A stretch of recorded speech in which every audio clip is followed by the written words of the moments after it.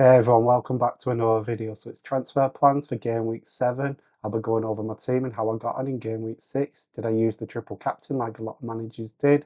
I'll talk over my transfer plans, my exit rankings and my shortlist. If you're new around here and watching this video, hit subscribe. I'll be doing plenty more content over the season. You will enjoy it, I'm sure you will. And hit that like button. My aim is to get 25 likes on this video.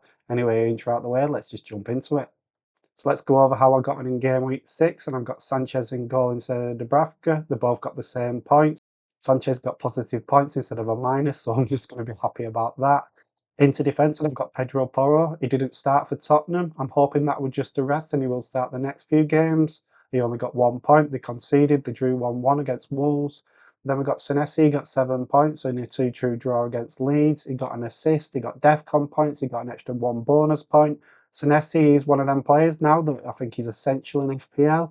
At 4.9 million, I think he is now. I think he's still essential buy. At 5 million, he'll still be an essential buy. Because yet again, in game week 6, he got DEFCON points, so he's got DEFCON points every game week. So that's 12 extra points that he's got from DEFCON so far this season, and I'm sure he'll get a lot more over the season. Then we got Williams. Nottingham Forest was at home against Sunderland, and they lost 1-0, so we only got 1 point. Anderson was on my bench for a first sub, and he got 3 points. He got DEFCON points. I think moving forward, I'm just going to play the centre-backs in my side and pick Anderson. DEFCON points. The wing-backs don't seem to be getting as many points so far this season. You have to get an attack in return to even keep up with them. Then we got Agbadu, and he didn't start. He came on at half-time for Doherty, where he was on a yellow card. So that's a little bit disappointing that Agbadu didn't start as well. So we had Porro and Agbadu playing each other, and they both was on the bench and came on in the second half. So I do think I need to upgrade my defence this game week. Porro, Williams and Agbadu, they're really frustrating me. Senesi and Anderson, they're fine. So as you can see, I've only got 10 points so far. Into midfield, Rinders at home against Burnley, he only got 2 points. That was pretty disappointing. Then I kept the faith in my Aston Villa assets, and Morgan Rogers got an assist, so I got 5 points. A lot of managers sold him this game week. A lot of managers that used the wildcard last game week sold him, so that was a bit of a differential on Rogers. I still think at 6.9 million he's a decent player. Then we got Bruno Fernandes, and he missed another penalty this season. -1 point from him, and he seems to be playing a lot deeper at 9 million. He is frustrating me, and I feel like I am going to sell him very soon. But he might be getting saved this game week because they're at home against Sunderland. Then we got Semenyo that got 7 points. He got a goal in a 2-2 draw against Leeds. I'm happy with him as an asset. Then into the forwards, I bought Erling Haaland, and he didn't look that great until the last few minutes of the game, and then he got 2 goals right near the end. So that's 6 game weeks in a row where the most highly owned captain has got a goal involvement at the end of the game. I've captained 5 of them. I went against Bruno Fernandes when he got that penalty and scored it. But other than that, I've got all the captaincy points for the back end of games. Then next we've got João Pedro. Chelsea lost 3-1 against Brighton. Chelsea looked like they was in control of that game, and then they got a man sent off, and then the game changed. A worrying stat that I've seen is João Pedro hasn't had a shot on target this month. But Chelsea have played with 10 men the last 2 games, so it is a bit harder for him to get a shot on target. And then the last player on my side, as I said, I kept the faith in the Aston Villa assets, and Watkins got a goal. And he also got 2 extra bonus points. I'm happy that I kept the faith because a lot of managers have sold him, and I got an extra 13 points from them too. So as you can see, I got 49 points, but I captained Haaland, so that got me up to 65 points. But then I actually triple captained Haaland, so it got me 81 points. I've now got 362 points, and I've jumped up 1.3 million in rank. So that's 6 game weeks in a row where I've got a green arrow. So I tried to colour them to try and explain who's got the easiest of fixtures. So I think Arsenal and Chelsea got the easiest of fixtures.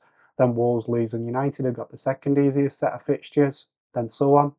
A lot of FPL managers are talking about Arsenal and the set of fixtures that they've got coming up.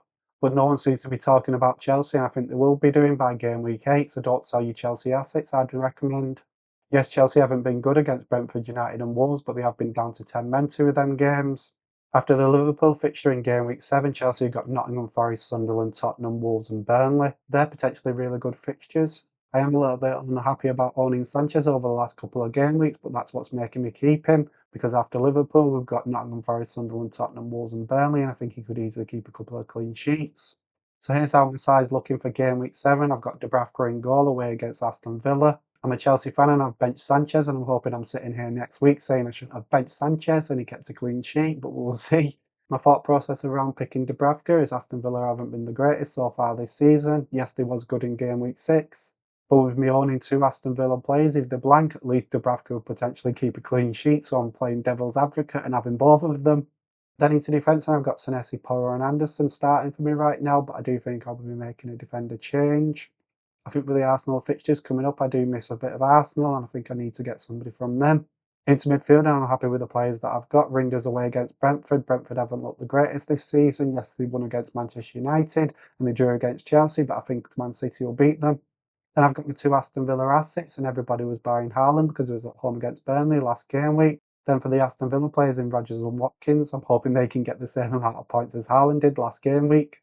A lot of managers have sold these two players, and I was close to doing it. But right now, I'm happy that I kept them, and I'm hoping that they do well against Burnley. And then we've got Bruno Fernandes at home against Sunderland. And if United don't win, I won't be surprised if they sack the manager. Amorim's been in charge quite a long time, and they're still not looking any better. And with a 2-week international break, I won't be surprised if it's the perfect time for United to make a change. So if they do make a manager change, that could change my view on Bruno Fernandes, but we'll see what happens. Then we've got Haaland away against Brentford, and the way he started the season, I won't be surprised if he gets a couple of goals and assists. Then lastly, we've got João Pedro, and he's at home against Liverpool, which isn't an easy fixture. He's a bit of an injury doubt. Maresca said in his press conference yesterday that he hasn't trained. He did train yesterday, so I'm hoping he does start against Benfica, but there is a little bit of a worry that he's carrying a knock. I think with the options that Chelsea have got, if he's 70%, he'll start against Liverpool as well. Then we go on a 2-week international break, and I won't be surprised if he pulls out the Brazil squad just because he's got an injury, and then he can have a 2-week break. So here's my updated exit rankings, and Anderson's gone on to the keep. He keeps getting DEFCON points, so I'm happy with him. Then dropping into the monitor is Sanchez, Agbadu and Pedro. Sanchez has had 2 really bad game weeks, but they have been down to 10 men both games. And Chelsea's fixtures after game week 7 are pretty good, so I am keeping my eye on him. If he doesn't keep a clean sheet in them easier fixtures, then he could be sold. Agbadu didn't start against Tottenham, and I don't really want him in my side if he isn't starting. Then, as I said, with João Pedro, he hasn't had many shots on target. I am a little bit worried with the supply that we're giving him at the moment. Bruno Fernandes has jumped into the at-risk, but I won't be selling him this game week because he's at home against Sunderland. Rodgers and Watkins have stayed in me at risk. They've both got a goal involvement in game week 6, but that's not enough to make me want to keep them. They've got Burnley at home this game week, so I'm not planning to sell them this game week. But from game week 8, Aston Villa's fixtures turn the other way, so I could potentially sell them. The two that I'm potentially going to sell this game week is Porro and Williams. Porro's at home against Leeds this game week, but he didn't start against Wolves. And at 5.6 million, he's not really getting any attacking returns. He's not getting the DEFCON points that a lot of managers are getting now. Tottenham's fixtures turn in game week 8, so I don't think I want to keep him. Then we've got Williams, and Nottingham Forest haven't been the side that we thought they would be at the start of the season. They've changed manager. They still look very leaky in defence. They've got Newcastle this game week, so I will be benching Williams if you keep him. So here's my updated shortlist, and as you can see, all the Arsenal players are at the top of each position. So if I was buying a goalkeeper this game week, I'll be buying Raya. If I was buying a defender, it would be Gabriel. If I was buying a midfielder, it would be Saka. If I was buying a forward, it would be Gyökeres. This is a shortlist with players that I haven't got in my team, so there is a few players that I haven't put in this list, but they're in my team. So players like Senesi, players like Semenyo, they'd be in this list if I was buying. There's 4 new players that have been added to this list, and Nick Pope's one of them at Newcastle. Newcastle have started the season off pretty well defensively. They did pretty well against Arsenal and conceded very late on, but I think they had a really good showing in defence. Then we've got Tarkowski, that's the new defender in my shortlist. He's got DEFCON points all the way through the season. I am keeping my eye on him because Everton fixtures aren't the greatest moving forward, but that could help him getting DEFCON points because he'll have more to defend. Then back on my shortlist is Sarr. He came back from injury and played against Liverpool and scored at 6.4 million. I think he's a really good player to have. Crystal Palace's fixtures moving forward aren't the greatest, but I think he could easily score or get an assist in the next few game weeks. And then the last player new to my shortlist is Waltermaid. He scored against Newcastle with a header.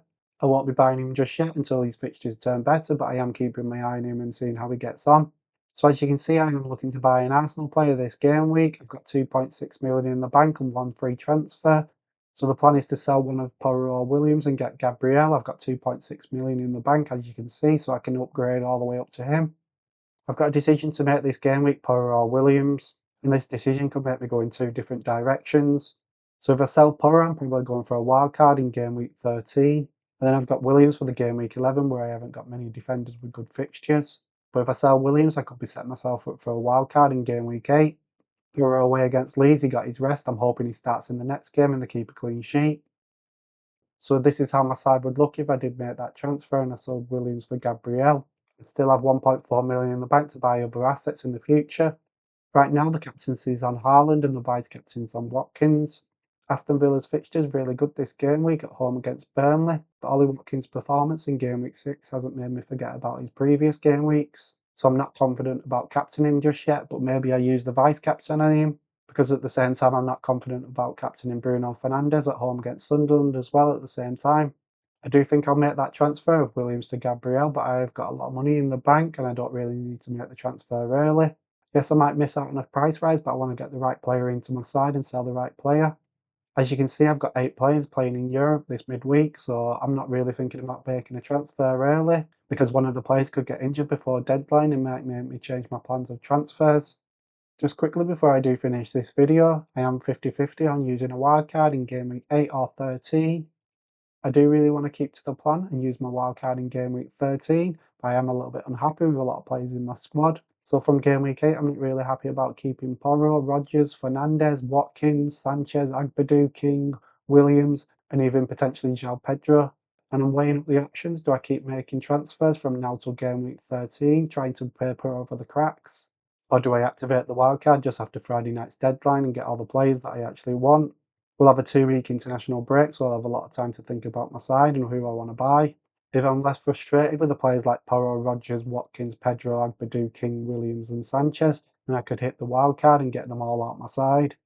But let's say the Aston Villa players do really well against Burnley, then I might actually think, nah, I'll just wait until game week 13. I feel like I'm playing catch up at the moment with my side. A lot of managers have got Arsenal players and I haven't got any at the moment. I was saying that a lot of managers that have used the wildcard haven't got many Chelsea assets and they've got easy fixtures coming up. Get in the comment section and let me know, should I use the wildcard chip in game week 8 or should I save it until game week 13? If you had this squad, what would you do? Anyway, that's the end of this transfer selection video. If you found it useful or enjoyed it, hit the subscribe and like button. Signing off, and I'll see you on the next one. Goodbye.